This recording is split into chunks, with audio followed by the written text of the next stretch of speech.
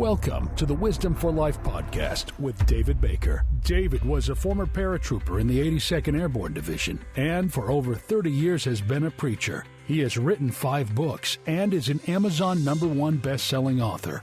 He is the chaplain at the county jail, pastors a church, and is the father of 11 children. Yes, 11. This podcast is here to give you wisdom for your family, your marriage, your children, your finances, your health, and your life. And now, the host of Wisdom of Life podcast, David Baker.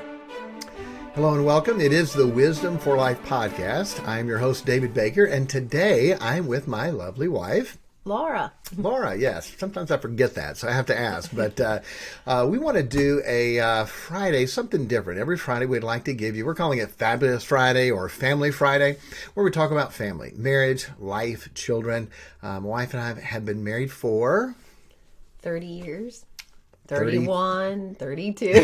Who knows? Who knows? 32 years. No, 31 years and a half. 31 and a half years. We've been married, and we have children.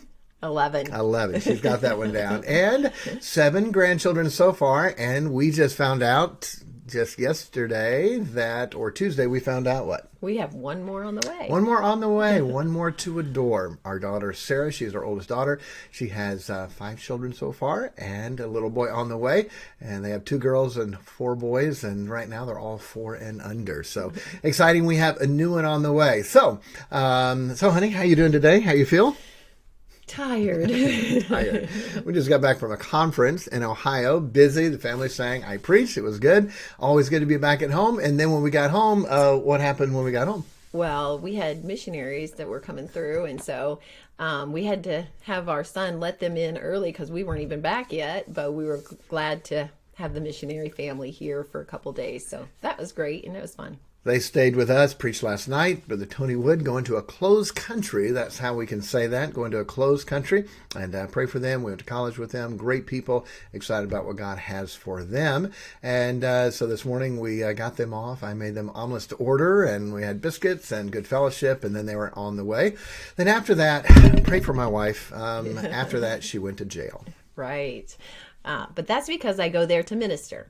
So once a week I go there and hold a service for the ladies.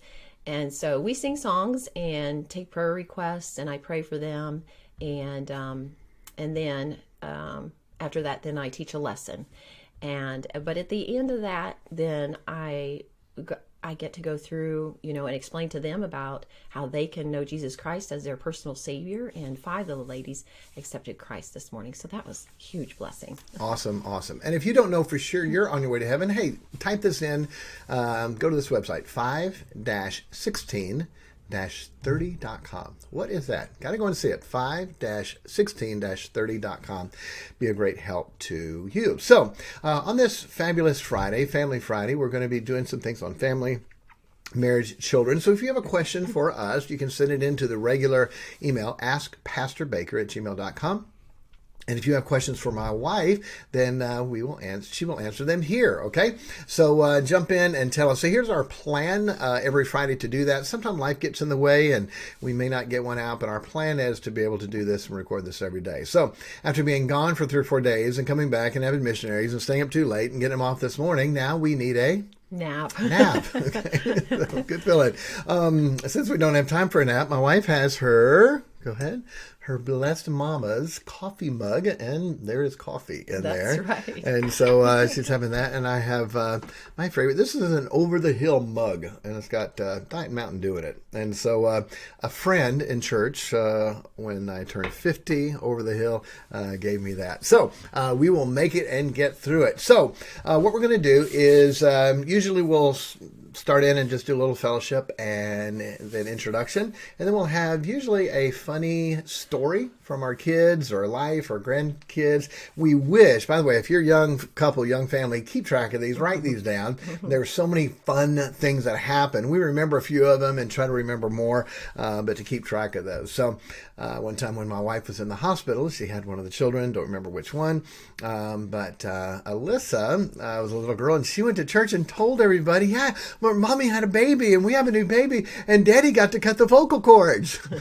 And so she made umbilical umbilical cord, but the vocal cord, yeah, that's what you cut when they turn teenagers, okay? That's when you cut that. But anyways, we'll have a funny story there. Keep track of yours. You'll enjoy them.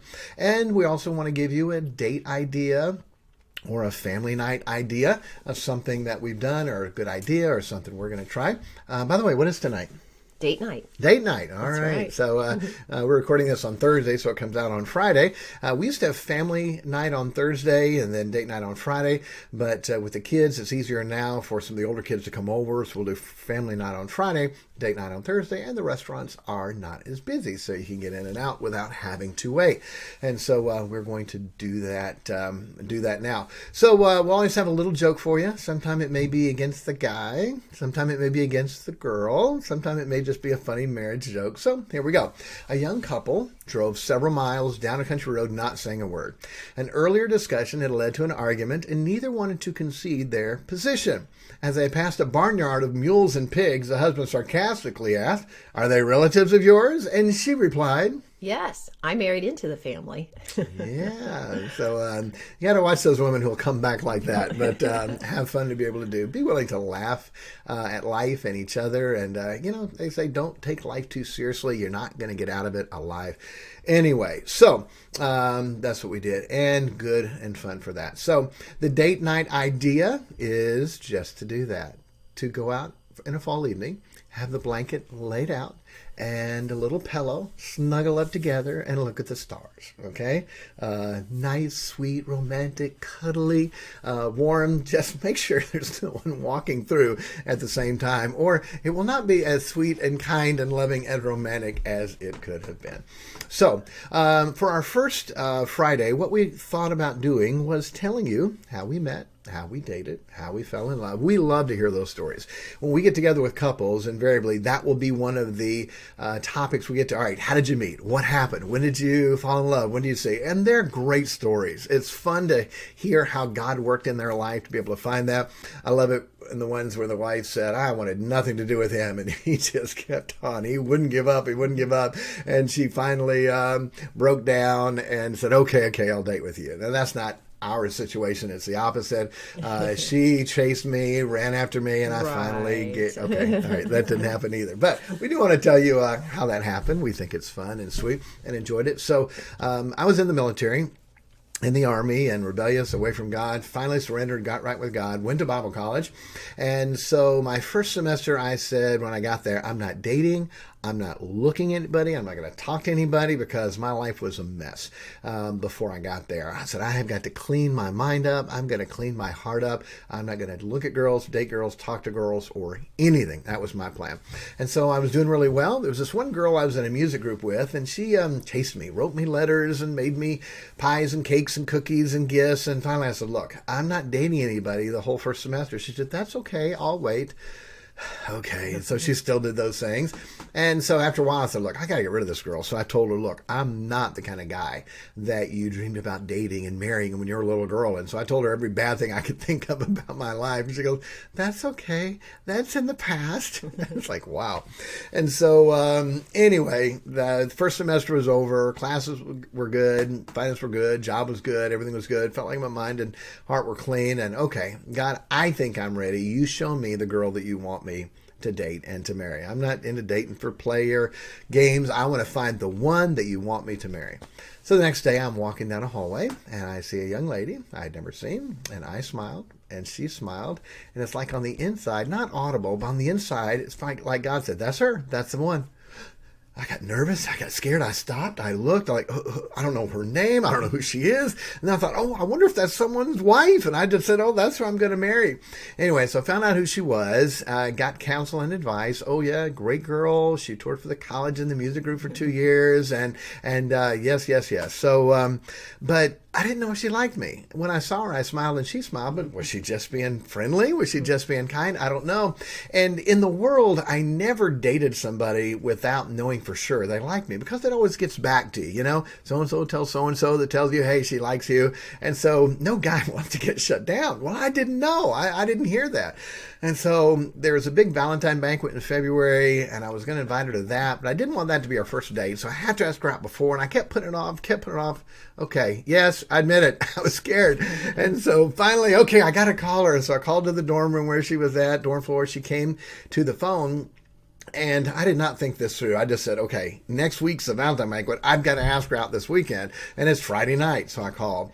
And I said, hello, my name is David Baker. And, I'm smooth. I'm suave. I am charming and debonair. But this call was not. Hi, my name is David Baker. And then I realized, I don't even know if she knows who I am. And so the greatest stupid statement, I said, I'm sorry, do you know who I am? And she said, I think so. and guess what she did? Lied. She lied. She knew exactly who I was. So tell your part of it before that. Okay, so I had been watching him. He and his brother would come into church on Sunday morning, and I was sitting in a section that they would walk near, and I'd watch them come in, and I had seen him earlier, and I thought, oh my goodness, he is the most handsome guy I've ever seen. And so so later, when he finally called me, and I didn't want to let him know that I knew who he was and that I'd been watching him or anything like that. So I played it off, oh, I think I might know who you are. Yeah, she thinks she knows. So then I said, hey, I wonder if you'd like to go out sometime. And she said, yes, that sounds good. So then I said, well, how about this weekend? And she said, oh, that sounds good. all right. So, well, do you want to go out tonight or tomorrow night? And she said, well, tonight's open. wow, okay, this is going to work. So I said, how long do you need? And she said, oh, about 15 minutes would be fine. all right, okay, I'll meet you at the information desk in 15 minutes. Now, she didn't need 15 minutes. She was already ready, but she needed to. Well, I just wanted to run around the dorm floor and tell all my friends that David Baker had asked me out. And I was excited about it. So I met him in 15 minutes. So we met at the information desk, and there was a Christian film playing in the chapel, Hudson Taylor. Great missionary movie, and had a little romance in there also. And then we went to the Little Liberty Square and had a snack afterwards and felt like, okay, this is good. I don't want to spend the money on a Valentine banquet if there's nothing here. And there was something there. So that night I asked her to the Valentine banquet, and she said, Yes. yes. I'd be glad to go. But when we went, I found out months later that she had not planned on going to the Valentine banquet, and she had already been asked by a few guys, a couple other ones, other guys, and she told them that, well, I really didn't want to go out on a date with a guy that I just really felt like there was no future there, and I didn't want him to waste money on me anyway. And so I just told him, well, I think I'm planning on going home that weekend. That way I get out of that and he gets out of it too. So, but it wasn't until then when my husband asked me out, he wasn't my husband yet, but when he asked me out, then I was willing to stay for the weekend. So I wonder why all the guys were looking at me like, hey, she said she was going home. But anyway, another interesting part of it was when you feel like, wow, this is really what God wants. And so we were talking later on, a couple weeks later, about dating and life, and I found out that she had been engaged before. Oh, no. Well, engagement in the world meant something a whole lot more than it meant for her. She was engaged to a nice guy, spiritual guy, a really good guy, and she had not dated. She had never been in love, and when he told her that, I love you, she said, thank you. Thank you. Then a couple weeks later, she's thinking, okay, he's still saying this. I need to do something. And so she thought, well, if something happened to him, I mean, I surely would care about that. And I would feel bad if he got hurt or anything like that. So, and I didn't know what love was really. And so I cared about him. So I thought that must be love. So then I ended up telling him that I loved him too. Then after a few months, they got engaged and we're talking. And she told me that story. And I'm like, wow. And then she said, one morning I woke up and it's like God had said, I've got someone else for you. And she told me that. And I said, okay. I said, that's interesting. I said, when was that? She said, I was on tour for the college. I don't remember exactly what day, but I remember what church I was at because where we woke up at. So we got out that calendar of what churches she was at and found out the date of that. And when we found out the date, I said, wow. And she said, what happened? What do you mean? I said, well, you just said, God said, I've got somebody else for you. The morning you woke up, God said, I've got something else for you. The night before was when I surrendered to preach and to come to Bible college. we had probably only been dating 2 or 3 weeks when that happened, but you get this really crazy inside feeling like, uh-oh, I'm the one.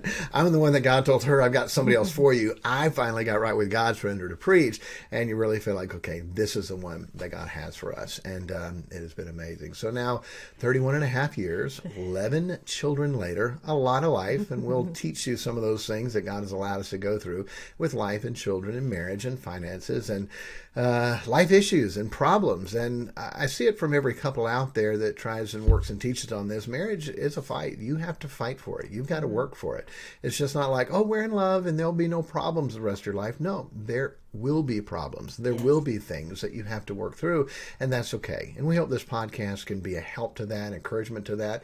And if you need some help in any way, to let us know. We'd love to be able to help you with your life and your marriage and putting out some things that way. So we dated for about a year, and I asked her to marry me. In fact, it was in Mansfield, Ohio, at People's Baptist Church, where she went to. Well, let me back up a little bit. Right after we started dating, probably 2 weeks, I told her, I said, hey, I'm supposed to sing in my sister's wedding with this other girl, and she's not going to be there, and I don't want to sing with her, and I know you sing. Would you sing with me? She said, okay. I didn't even know what the songs were. And so my sister sent us the songs, and so we had to sing this song. It's called Household of Faith. And it starts out, we've been dating 2 weeks, and now we have to practice this song. Here we are at the start, committing to each other by his word and from our hearts. We will be a family and a house that will be a home. And it's like, oh, wow, this is weird. So anyway, we sang that at her wedding. Then that became our song. We sang that. And then we sang it at her sister's wedding. And it was Christmas, a Christmas wedding. And we sang it. And I had this planned out to be engaged. I asked her dad. He was in the bathroom. I caught him there. I said, hey, Mr. Middleton, would I have permission for your daughter's hand in marriage? He said, well, yeah, I assumed it was coming. I guess that'd be okay. All right, thank you. He had 9 girls, okay? This is old hat for him. And so I was sitting at the spot where we sang the song, Household of Faith. And I told one of her sisters to go tell her that David's in the auditorium by himself, and is he okay? I knew that would have her come. So she came in, she saw me there, and she came up and sat down, and she said, you okay? I said, yeah, it's fine. I'm just thinking and how neat the wedding was and how special it was to sing with you. And so I said, hey, let's sing our song again. She said, okay. So we sang it just for each other. Here we are at the start, committing to each other. And I had the Ring Bearer pillows right beside me, and there were 2 of them. And so I had one on the top, and I said, hey, I don't have a lot of money. Would this be okay? And it had the little fake metal rings on the top of the Ring Bearer's pillow. And she said, yes, that'd be fine. That'd be fine. And so then I flipped them around and had her wedding ring on the other pillow. I said, well, how about this? And so took it off. She put it on her finger. And I asked her, I said, I love you. I would like to spend the rest of my life with you. Would you marry me? And she said, yes. Let me think about it. No, I didn't. So she said yes. And then right at that time in the back door, we heard, yay, cheer. And those people were watching us. So we got to be in that very spot this week at the conference where we got engaged 32 years ago. So dated about a year, got engaged, got married 6 months later. And it's been downhill from there. It's just been pretty bad. Yeah, Sorry. right. It's been awesome. Great life to love God, love your wife, to serve the Lord together, to have children, to teach and train them for the Lord, and rough times and hard times. We've been through some of those, and we'll teach some of those as we go through this, but we want this to be a help and encouragement to you. So we're calling it Fabulous Friday with my fabulous wife as we teach on family, marriage, children. And if you've got a question or something we can help you with, feel free, email it to askpastorbaker@gmail.com. All right, so any closing words from my wonderful wife? No. So I've been talking about this for a while. Hey, I want you to do this podcast with me. And she's been so excited, like every day, honey, when can we do that? When can we do that? And so finally I said, okay, I'll let you come on my podcast with me. He knows that's totally not me. It isn't, but I'm glad she is and gracious, and we hope it will be a help to you. So send us your dating, getting married story. We may read one or talk about one on air if you want to type it up or send us a video. We'd love to hear about that for you. And if we can help you in your life and marriage, family, and children, email us, askpastorbaker@gmail.com. All right, God bless. We will see you together here next Friday. And by the way, this is on Rumble and on YouTube if you want to see the video of us or here on the podcast. God bless you, and we'll see you then. Bye. Hey, I just wanted to give you a couple practical things with the lesson, the story that my wife and I just told you. Memories are wonderful things. So many times with life, the heartaches, the burdens, the care, the bills, the kids, the health, the sickness, the job, all those pressures get on. And so many times we forget to go back and remember those sweet times, those special times. I encourage you, take your wife on a date. Go on a date, spend some time together, and talk about those first memories. Hey, when we first met. When we first saw each other, what were our thoughts? What did you think? What did you like? What were you enticed by? What were you excited about? Talk about that first time you're touched, the first handheld, the first kiss, the first intimacy. Enjoy those special times, those special memories. Laugh, enjoy, get all warm and fuzzy and cuddly, and enjoy that time together. So many times we forget about those special things. It's a great statement. You'll keep your spouse the way you got him. The dates, the special times and memories, those sweet things together. Make sure you're taking time to do that. Why don't you guys go through your story again with each other and talk about those fun, special times. I believe you'll enjoy it and it'll be a help to you. Just wanted to give you a practical thought on the end of this lesson. God bless you. Thank you for listening to the Wisdom for Life podcast. If you have any questions for us, email us at askpastorbaker@gmail.com, and we will answer them in an upcoming podcast. The email is askpastorbaker@gmail.com.